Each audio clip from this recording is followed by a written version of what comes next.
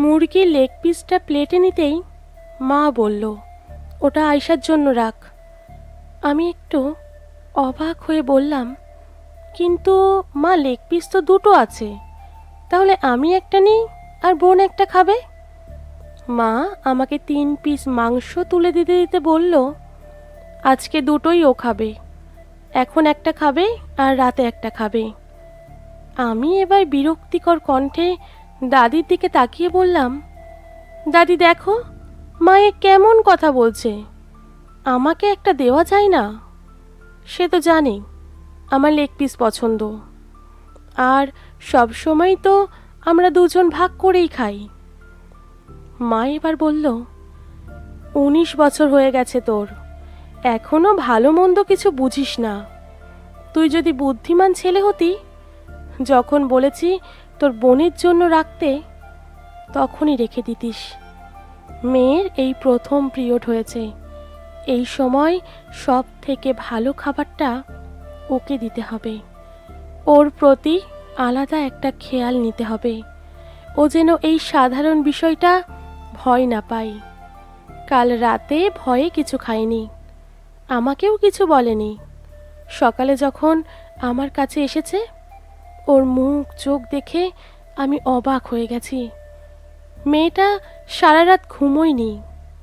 এ সময় আমাদের সবার উচিত ওকে খুশি রাখা, ওকে সাপোর্ট করা, ওকে বোঝাতে হবে এটা সাধারণ বিষয়, লজ্জা বা ভয়ের কিছু এখানে নেই। মায়ের কথা শুনে বুঝতে পারলাম ভুলটা আমারই ছিল। দাদি মায়ের কথাগুলো এতক্ষণ শুনছিল, এবার মুখ বাঁকা করে বলতে শুরু করলো, তোমার ঢং দেখে বাঁচি না। বলি যে, আর কি মাংস ছিল না? একটা মুরগির রানের জন্য তুমি আমার নাতিডারে এত কথা শুনাইলা? শুনো, আগেকার দিনে মাসিক হইলে মাইয়ারা এক ঘরে থাকতো, যতদিন না শেষ হইতো, কারো লাগে মিশতে পারতো না। কিন্তু এখন কত কাহিনী, এই জন্যই তো আল্লাহ গজব দিতাছে। আর ভালো খাওন তো পোলারাই খাইব, পোলারা সারাদিন বাইরে কাজ করব, ছোট থেইকা ভালো খাওন না দিলে কি শরীরে শক্তি পাইব? মাইয়া মানুষ এত আদর কইয়া খাওয়াইয়া লাভ কি? আজকে বিয়া দিলে কালকে পরের ঘরে যাইব, উল্টো আরো মেলা কিছু দেওয়া লাগব, শেষে কিন্তু পোলাই রোজগার করে খাওয়াইব।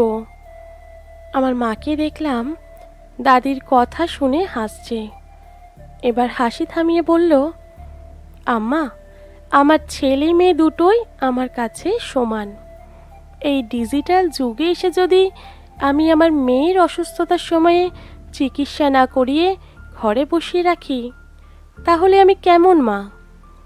আর এটা সাধারণ একটা বিষয়, কিন্তু খেয়ালটা এই সময় বেশি রাখতে হয়। আপনি চিন্তা করেন তো মাম্মা, যেখানে একটু রক্ত দেখলে এই বয়সে বাচ্চাদের মাথা ঘোরায়, সেখানেও প্রথম নিজের শরীরের এই অবস্থা দেখে ওর মানসিক অবস্থা কেমন ছিল? ছেলে রোজগার করে খাওয়াবে বলে মেয়েকে অবহেলা করব? এ কেমন নিয়ম?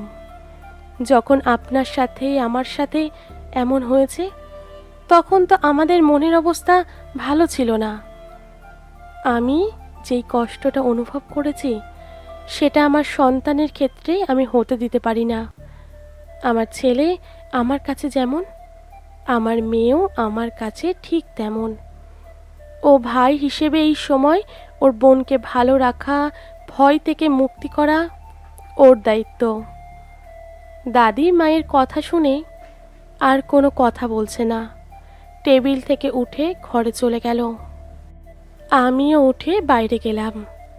বাইরে থেকে ফিরে এসে দেখি বোন পেটে হাত দিয়ে ভাত খাচ্ছে। আমার হাতের ব্যাগটা টেবিলে রেখে ওর পাশের চেয়ারটা টেনে বসলাম। ব্যাগ থেকে জিনিসগুলো বের করতে লাগলাম। ওর জন্য একটা প্যাকেটে প্যাড, ওর পছন্দের কফি আর কিছু ওষুধ আছে। সবগুলো টেবিলে রেখে ওর মাথায় হাত বুলিয়ে বললাম, চিন্তা করিস না, এটা খুব সাধারণ একটা বিষয়, ভয় পাওয়ার কোনো কারণ নেই এখানে, সব ঠিক হয়ে যাবে। ও খাবার খেতে খেতেই আমাকে ধরে কান্না করে দিল।